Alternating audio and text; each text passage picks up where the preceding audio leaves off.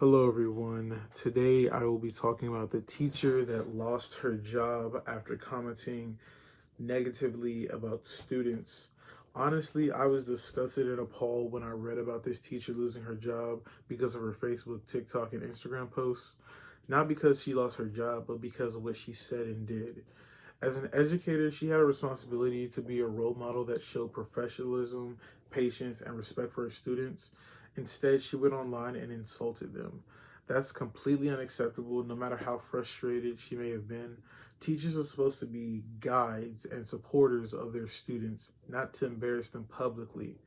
What really shocked me was that she seemed that her comments were private. In Cyber Psychology by Alison Trill in 2022, the author explains that people often develop a false sense of privacy online. We think that social media is just for our close friends or a small audience, but the truth is, once something is posted online, it's never truly private. It can be shared, screenshotted, or even spread beyond our control within seconds. For a teacher, someone in a position of authority and influence, she should have known better. When you work in education, you represent more than just yourself. You represent your school, your students, and the values of your community.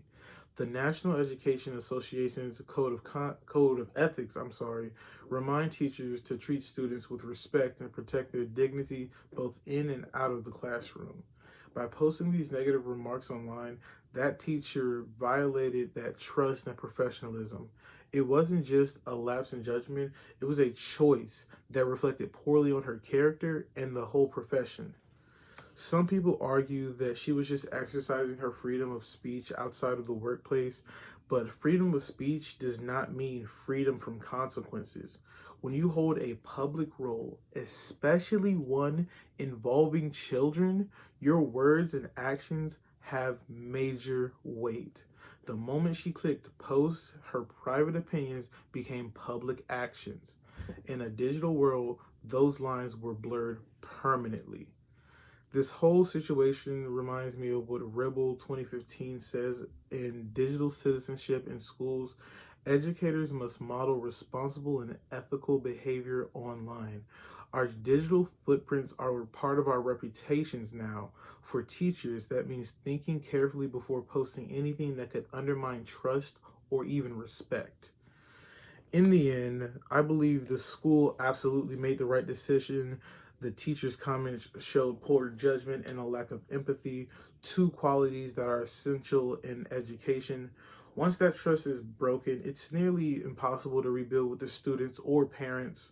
This story should serve as a reminder to all of us. Professionalism doesn't stop when you clock out. Whether you're in a classroom or online, your words matter and your actions reflect who you are. In today's world, please be responsible for online just as much as it is being professional in person. I'm going to say this personally.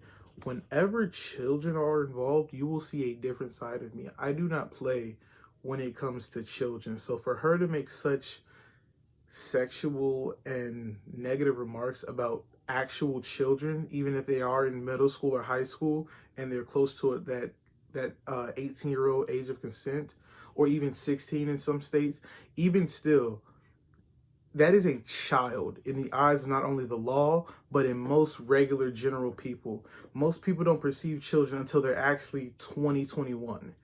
So for her to make such comments like that, it was not only disgusting, it was deplorable. And that spoke volumes of who she was and how she is on a day-to-day basis. I hope this covered a synopsis of the situation. I hope this brings awareness to watch out for teachers now, guidance counselors, principals, anyone in the education system who could be looking to prey upon children for their own desires and selfish needs. I thank you so much for watching this video, and I hope you have a great day.